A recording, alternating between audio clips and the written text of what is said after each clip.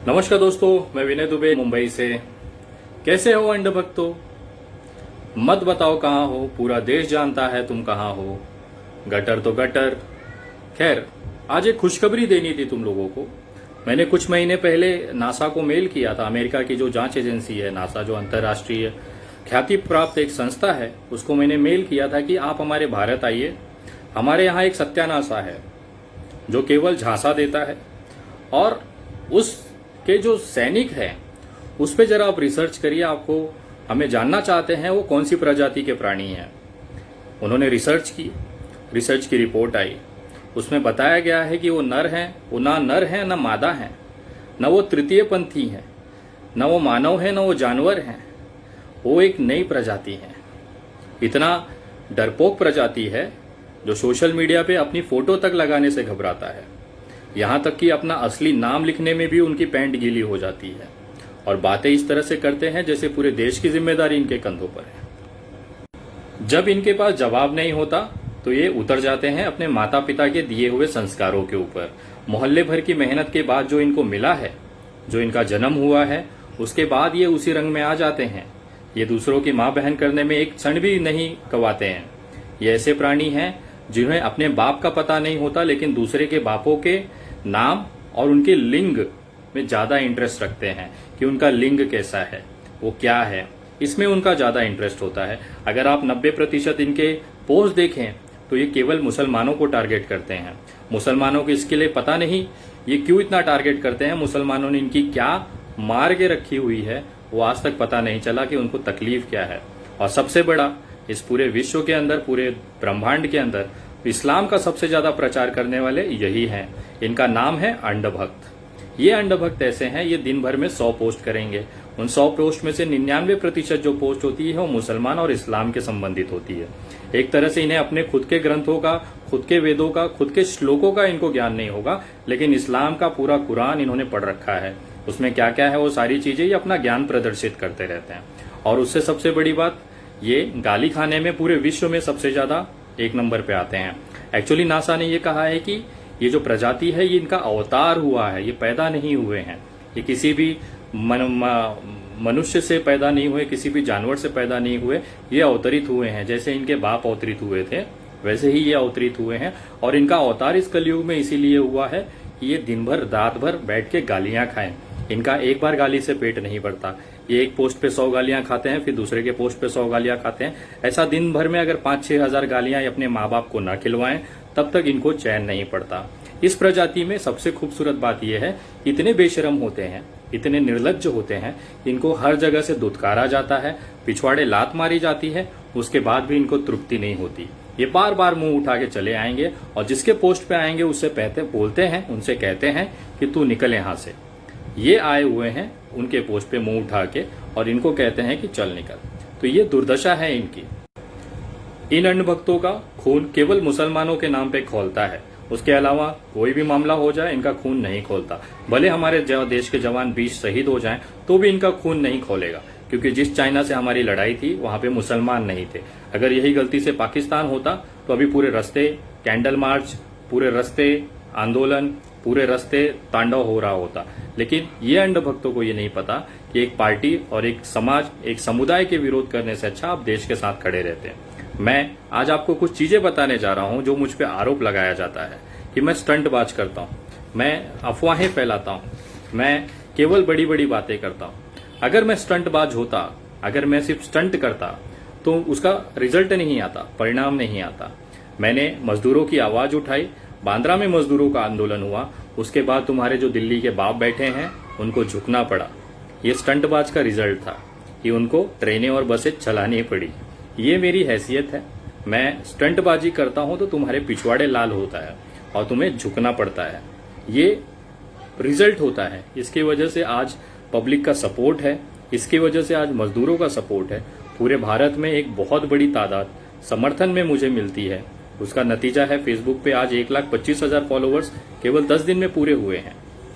मैं किसी व्यक्ति, किसी इंस्टीट्यूशन, किसी संस्था, किसी राजनीतिक दल को खुश करने के लिए या उनको सेटिस्फाई करने के लिए काम नहीं करता हूं। मैं काम करता हूं मेरे देश के हित के लिए।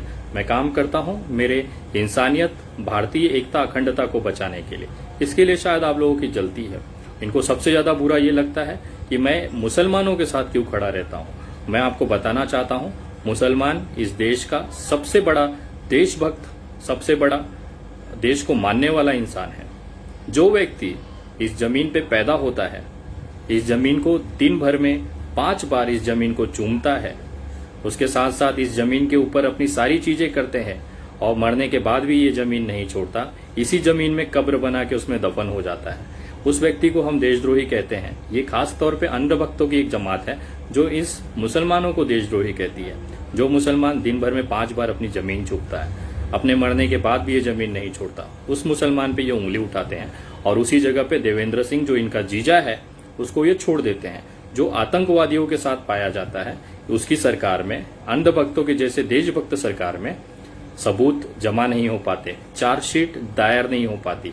मैं कहता हूं अगर देवेंद्र सिंह के गाड़ी में अगर जेएनयू या फिर जामिया इस्लामिया के छात्र मिले होते तो शायद उसको जमानत नहीं मिलती, लेकिन आतंकवादी मिले जो इनके चुनाव में मदद करते हैं, दंगे कराते हैं, देश पे हमला करते हैं और ये उस शहीद हुए हमारे सैनिकों के नाम पे वोटों की भीख मांगते हैं और सत्ता में आते हैं। शायद इसके लिए देवेंद्र सिंह को जमानत मिल गई। आज पूरे देश में, पूरे विश्व में भारत की छवि इतनी सत्यानाश हुई है चीन की वजह से, जो हमारी जमीन उन्होंने हड़पी है।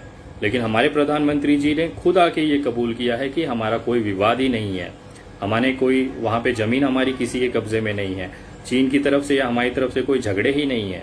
तो ये 20 जवान आखिर शहीद किस नाम पे हुए। देश शर्मिंदा है कि हमें ऐसे प्रधानमंत्री मिले हैं जो अपने आप को 56 इंची कहते हैं, लेकिन मुझे आज तक समझ में नहीं आया वो 56 इंच सीना था या पिछवाड़ा था। मैं आज आप सभी से कहना चाहता हूं कि आज आप लोगों को ये समझने की जरूरत है कि देश में देश को तोड़ने वाली सरकार है। सेना को बदनाम कर दिया, उनकी शहादत को खत्म कर दिया। जिन लोगों ने, जिन परिवारों ने अपने बेटे खोए हैं, उनको आज कैसा महसूस होता होगा कि हमारे देश का प्रधानमंत्री कह रहा है कि कुछ हुआ ही नहीं है। ये वही लोग हैं, एक्चुअली सत्ता जो है वो बे औलादों के हाथों में है, जिनको औलाद का फर्क, औलाद का दर्द नहीं पता होता है, वो इस तरह की भाषा इस्तेमाल करता है। अगर मोदी जी ने जो खोए हुए सैनिक है उनको अपना परिवार समझा होता तो आज युद्ध की घोषणा, या नहीं युद्ध तो कम से कम उनको एक करारा जवाब दिया जाता था।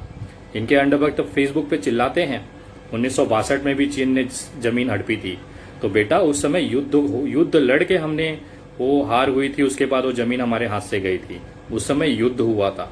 कम से कम इस बार बिना युद्ध हुए हमारे सेनाओं को मरने दिया और उसके बाद हमने जमीनें छोड़ दी। ये सबसे बड़ा कलंक है हमारे देश के ऊपर, और ये आज तक सही में मोदी है तो मुमकिन है, आज तक इस देश के इतिहास में ऐसा कभी नहीं हुआ था। मैं आज सभी से कहना चाहता हूं कि आप सबको ये समझने की जरूरत है कि देश का जो एक माहौल है, केवल भारतीय जनता पार्टी ने गंद मचा के रखी हुई है, गंदगी फैला के रखी हुई है। आज इस देश को बायकॉट बीजेपी की जरूरत है। भारतीय जनता पार्टी जब तक इस देश में रहेगा और तब तक इस देश का कोई विकास नहीं हो सकता है। मजदूरी, आज महंगाई इस लेवल पे है कि आप कुछ खरीद नहीं सकते हो, लोगों के जेबों में पैसे नहीं है, और हम बनेंगे विश्व गुरु। वो विश्व गुरु जिसको नेपाल भी आके पिछवाड़े गोली मार के चला जाता है।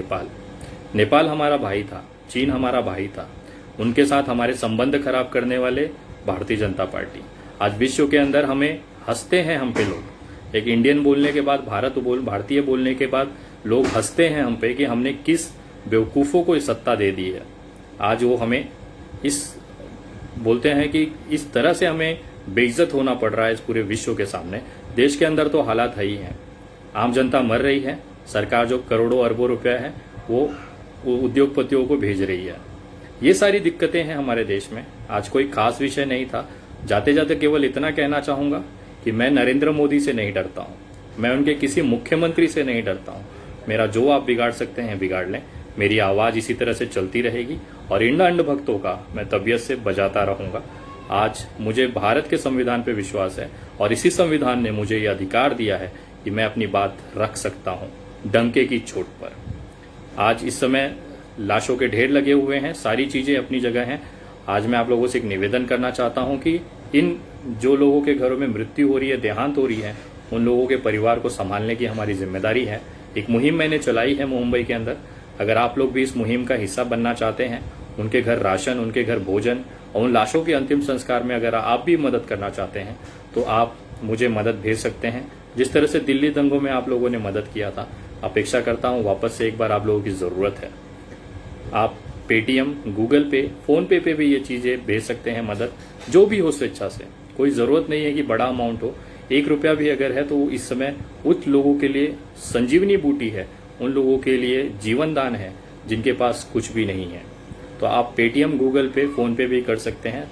नंबर है 9594394948। मैं नंबर वापस बोलता हूं 9594394948। आप इस पे यूपीआई भी कर सकते हैं। आप लोगों से सहयोग आ रहा है, उनसे जरूरतमंदों की मदद हो रही है, वो चीजें मैं आप लोगों को अपडेट करते रहूंगा। और अगर आप अभी सोशल मीडिया पे मेरे पेज से नहीं जुड़े हैं तो कृपया जुड़ें। मेरा पेज का नाम है the Vinay Dubey, Facebook page है। इस पे 1,25,000 फॉलोवर्स हैं। मैं ट्विटर पे भी आप जुड़ सकते हैं। मेरा ट्विटर हैंडल है @THE_विनय दुबे, VINAYDUBEY। आप मुझे इंस्टाग्राम पे भी जुड़ सकते हैं।